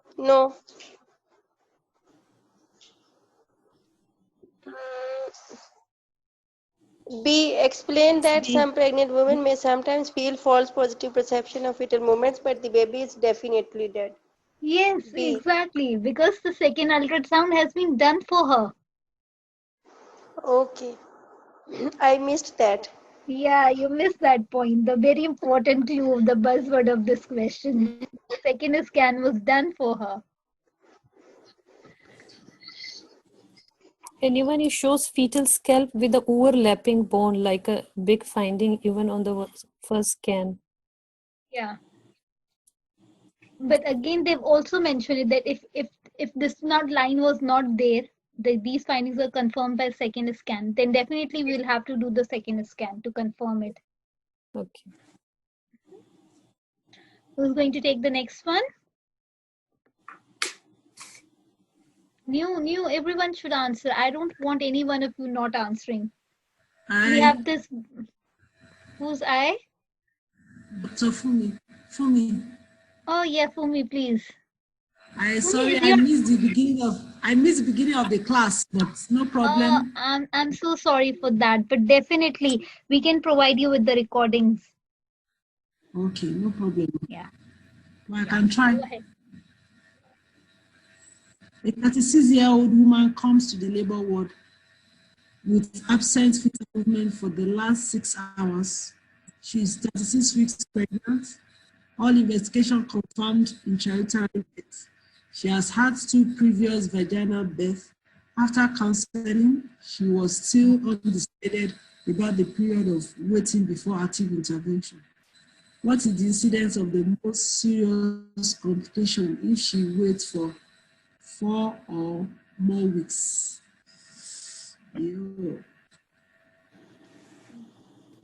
She wait for 4 or more weeks. I'm not sure, but maybe. Yeah, but still, I want you to try because it was the early part of the session. You might have missed it. But definitely, I want you to try it. Give it a try, please. Maybe A, 5 in every. Okay. If I give you another chance, what else option would you choose? Maybe I would then choose the B, either 5 or 10. Yes, exactly. If the option B is the correct one. If as she is waiting for 4 weeks or more, then the risk is 10%. If she is more than 4 weeks, then the risk increases to 30%. Okay? We discussed this point in the early few slides of the session. I think you might have missed it. Yes, I came during cesarean section. I missed the. Oh, I'm so sorry. Yeah, you have then joined a very bit. Yeah, almost the last part of the. But definitely, if you have any problem, you can just tag us in the group. We'll definitely help you out. Okay, no problem. Listen to if it can be posted early tomorrow morning. If the recording is posted, I will. Yes, definitely. It will be posted within 24 hours. Yeah. Thank you, ma. You're welcome. Yeah. And who is this with us next? Who is going to take the question? Me, Neelam. Okay, yeah, Neelam. 40-year-old primary gravida is unfortunately having an intrauterine fetal death at 40 weeks.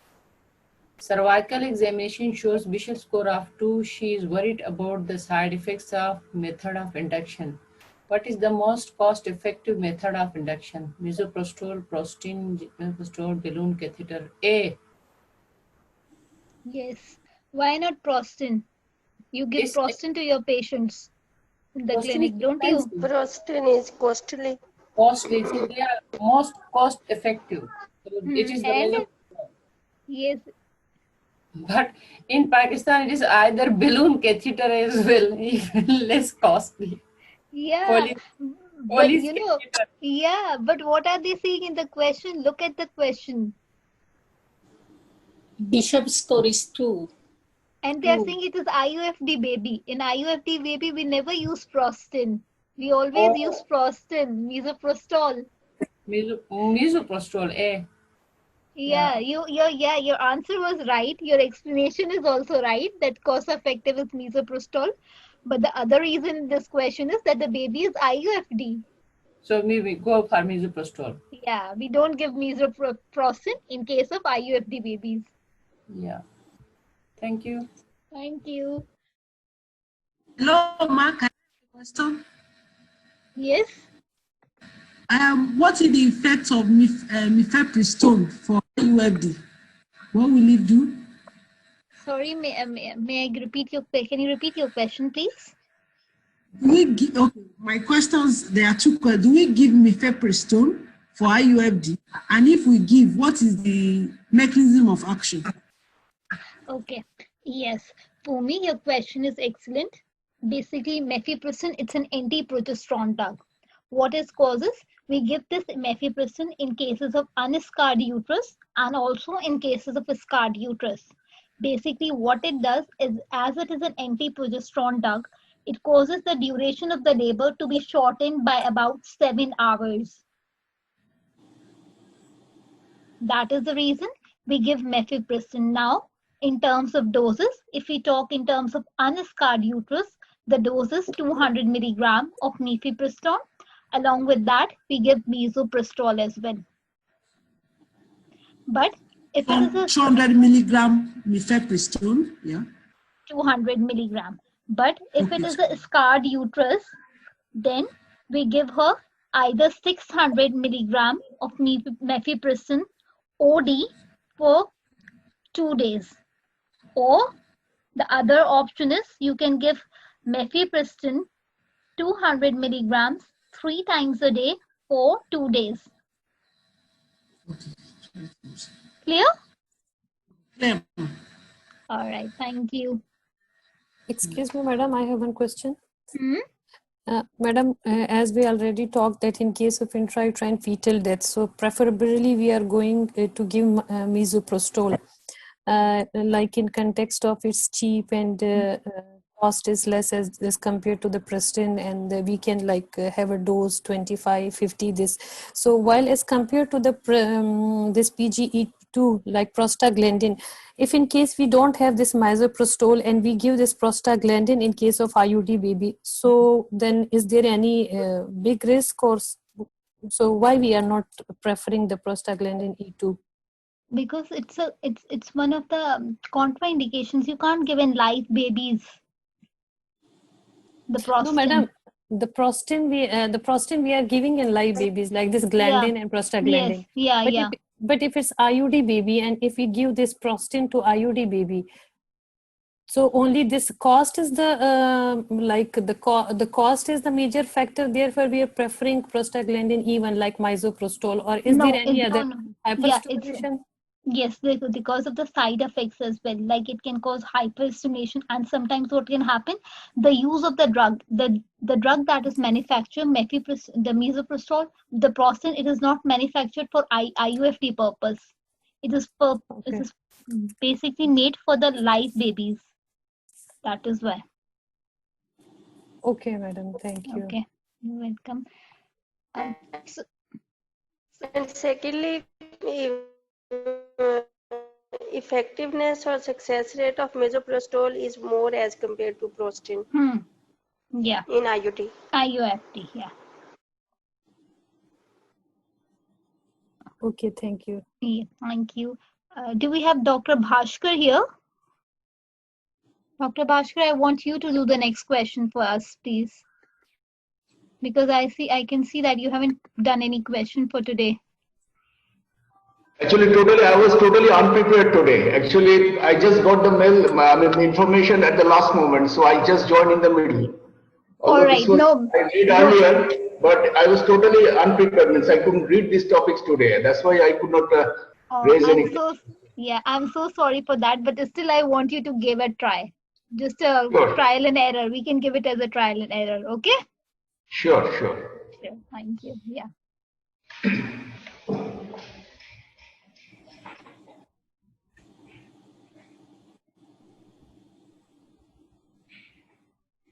Okay, so can you read the question for us, please? Actually, upper part, I can't see the upper part. Okay, you can't see the upper part? Now I can see, okay. A pregnant woman with IUFD at 26 weeks, what will be the best regime to induce the labor? At 26 weeks. Mifepristone 26 milligram, meso 100 milligram, 6 hourly, maximum 4 dose. Mifi 200 milligram, meso 100 microgram, 6 hourly, 4 dose. Mifi 200 milligram, meso 100 milligram, 6 hourly, 5 dose. And Mifi 200 milligram, misoprostol 200 micrograms, 6 hourly, 5 dose. So I think it is mifepristone 200 milligram and misoprostol 100 microgram, 6 hourly, 4 dose. I'll go with B. I'll go with B. Now I'll ask the other ones. Now who is going to tell me the answer for this? It should be B.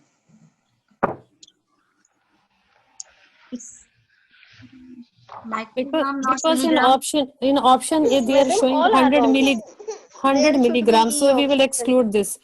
In option C they are also saying 100 milligrams, so these two options will draw like the A and option C are already excluded.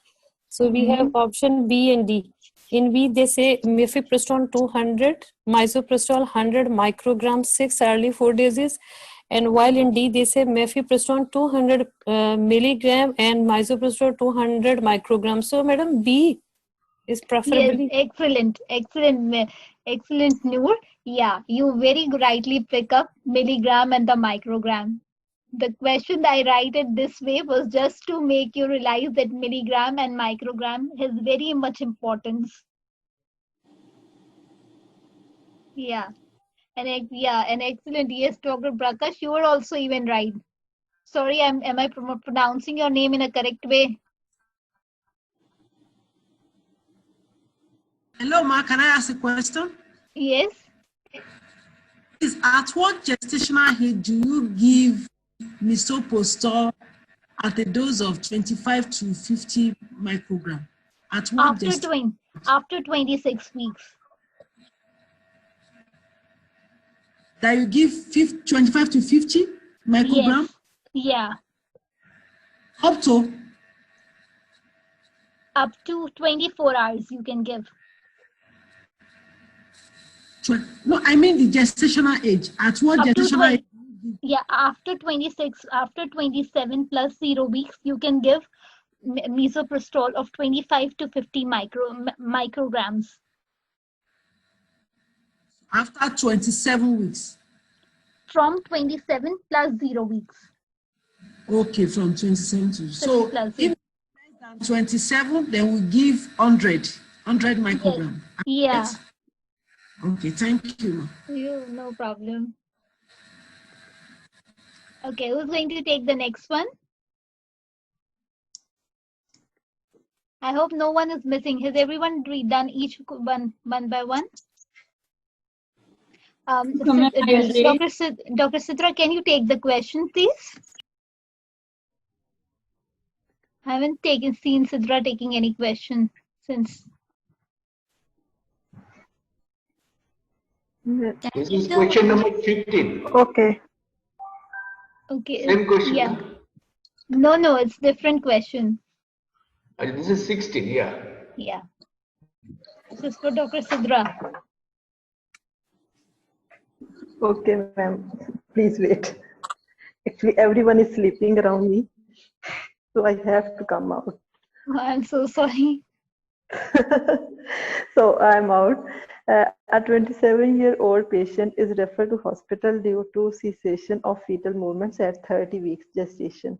Test confirm intrauterine fetal death. Following discussion, the patient decides on expectant management. What would you advise regarding monitoring? After 48 hours, test for DIC twice weekly. B, after 24 hours, test BP, temperature and heart rate twice weekly. C, after 72 hours, test BP, temperature and heart rate once weekly. D, after 4 hours, test for DIC once weekly. E, to attend unit when labor start as expected. I'll go with A, after 48 hours, test for DIC twice weekly. Excellent. Yeah, Sidra, you're excellent. Yeah. Who's going to take the next one? Sorry, Allow madam. me to take. Yeah, sure, please. Yeah, sorry, madam. What was the difference between B and D? So, sorry, I didn't saw completely the D question. is Why not after the D? 24 hours. And D is after 24 hours test for DIC once weekly. We need to do twice weekly. Yeah, twice weekly. Okay, got Yeah. it. Thank you. Okay. Thank you. Thank you. Yeah. So, yes. Ma'am, Yeah, please sure. let me. Yes, please. Aggravator 2 para 1 booked for low risk midwifery care presents at 38 weeks with diminished fetal movements for 48 hours. The fetal heart rate was undetectable and sadly intrauterine fetal death was confirmed with an ultrasound scan. The mother would prefer to go home and return 24 hours later for induction after arranging childcare for her other child.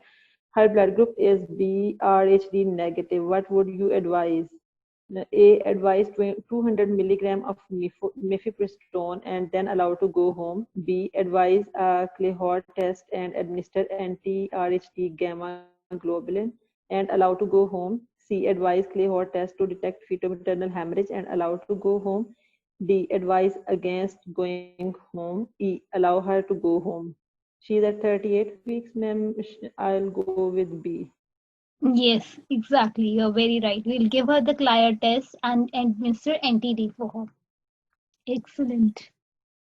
Yes. Now, who's going to take the next question? It's a very simple and a basic question.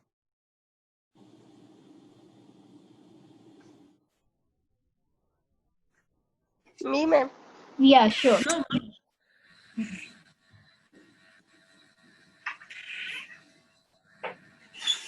When diagnosing intrauterine fetal death, what is the optimal method of diagnosis? Real-time ultrasound.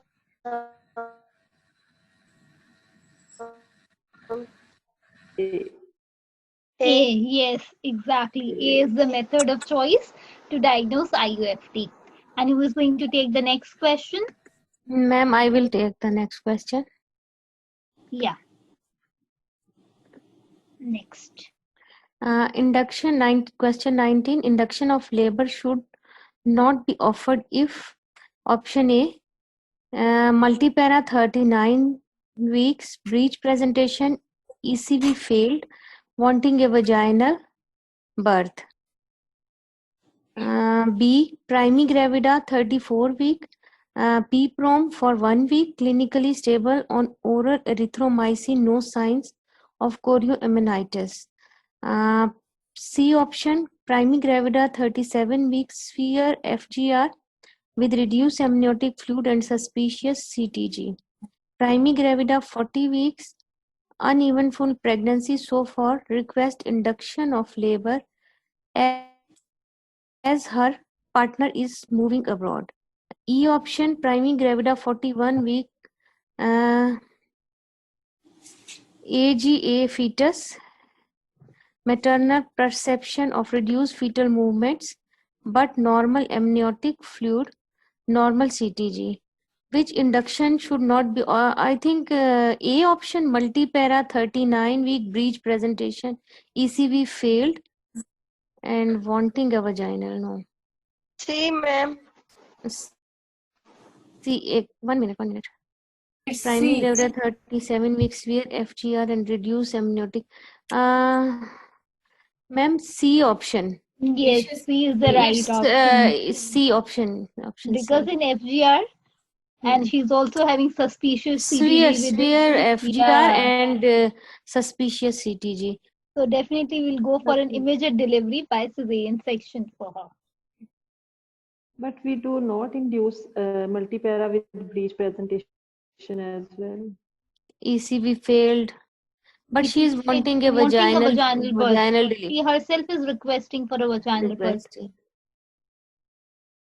So, but we That's do not why induce her at 39 But madam, we weeks. talked that on 41 demand plus of patient, like the request is only considered when the husband or the partner is going abroad.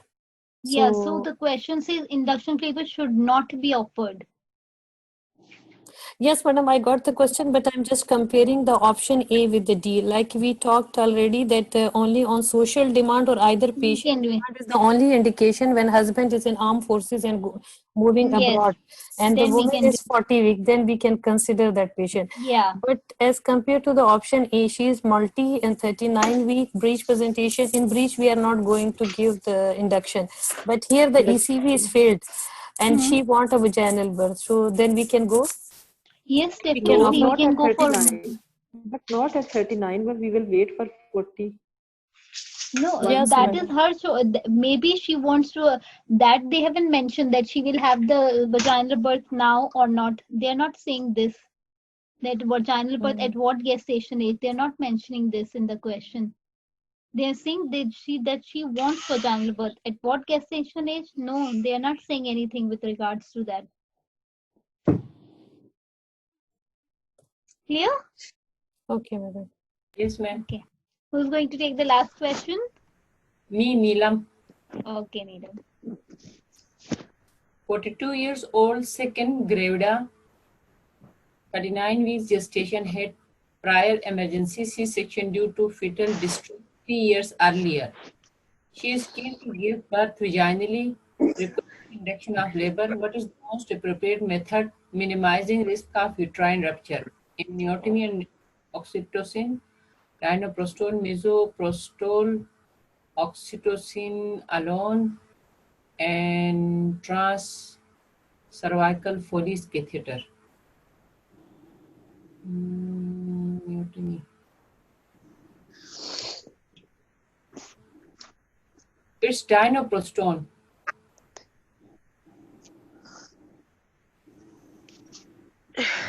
What?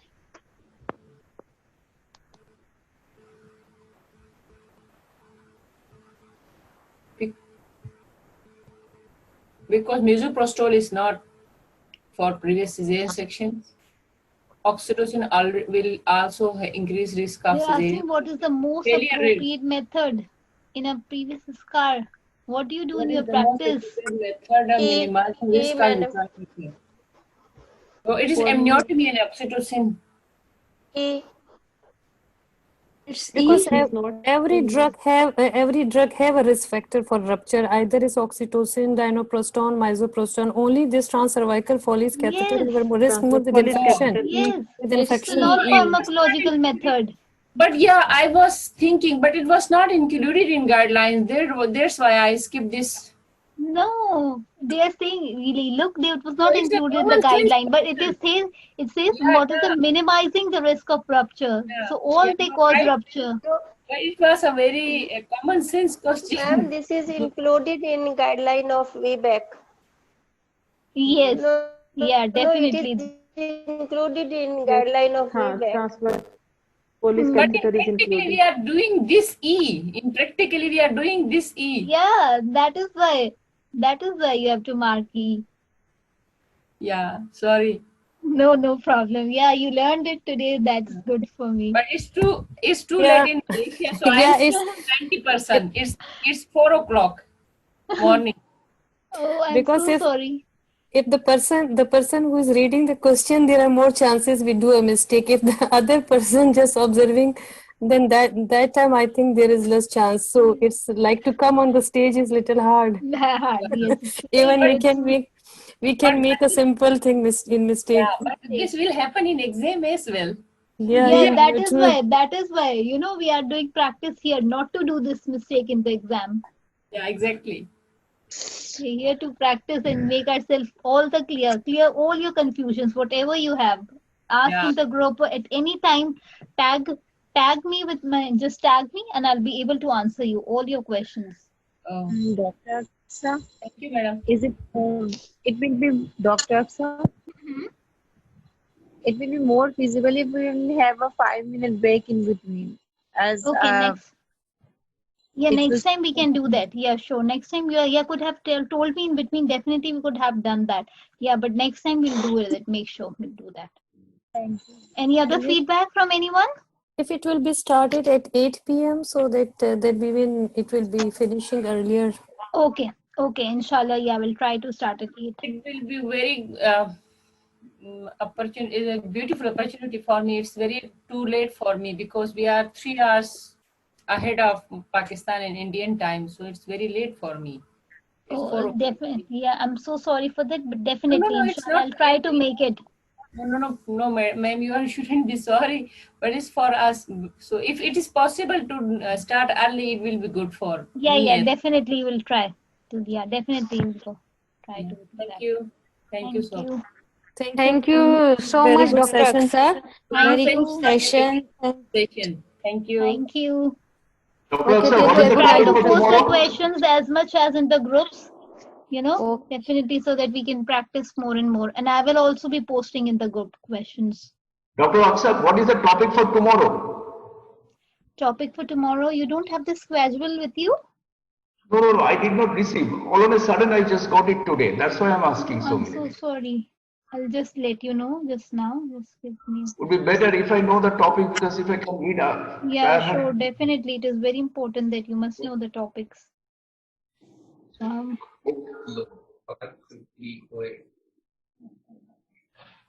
Who will announce this topic earlier? Dr. Hira or somebody else? No, actually, I'll reshare. The schedule has been already be shared in the group. I'll resend it to you so that you can tag it with your name. Okay. Are you in the Okay. paid group? Yeah, I'm in the paid group. Yeah. Okay, so definitely I'll tag you with your name. But for tomorrow, I'll tell you it is tomorrow. For tomorrow, it is shoulder dystocia, cord prolapse, and maternal collapse. Cord prolapse and maternal prolapse. Maternal collapse and shoulder dystocia. Maternal collapse, cord prolapse, and shoulder dystocia. Doctor, I'm just asking you, it is just a suggestion of mine. Like you have finished all maternal medicine in your previous classes. In your previous classes means the way. Now, if you can finish that module, like that obstetric complications, all the obstetric complications, maybe 2-3 days, 2 or 3 topics at a time, all the obstetric complications are what I mean. And then you go to the intrapartum. Intrapartum means like you today you said that cesarean section, induction of labor, this and that. And another 2-3 days you finish the postpartum. So our whole thing can be done in a complete module. And once module is finished, we can jump to the another module. What do you think? Want first obs to be finished and then the gynae, like this? Likewise, yeah. Likewise, you finished almost you finished the maternal medicine module. Then we can come to this obstetric complications only. Likewise, this shoulder dystocia, cord prolapse, this and that, which is particularly specific for the obstetrics only.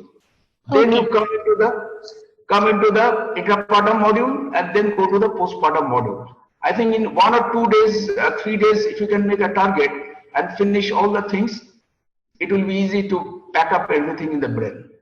Okay, definitely. I'll discuss your suggestion today with my other mentors, and then we can change it in the schedule because already we have made the suggestion. If they can, means it will be easier. Yeah, definitely. I'll discuss with them. Sure.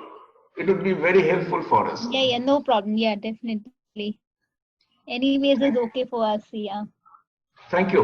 And tomorrow we'll be preparing cord prolapse, maternal collapse, and shoulder dystocia. Yeah. So these 3 topics for tomorrow. And is there any approximate time if you can tell me? I'll let you know in the group. Okay. Thank you. Thank you. Anyone having any questions before we end? No, we will study this thing. Okay, yeah. Any questions, please post in the group. We're happy to answer, more than happy to answer. You just tag me there. Okay. Thank you, everyone.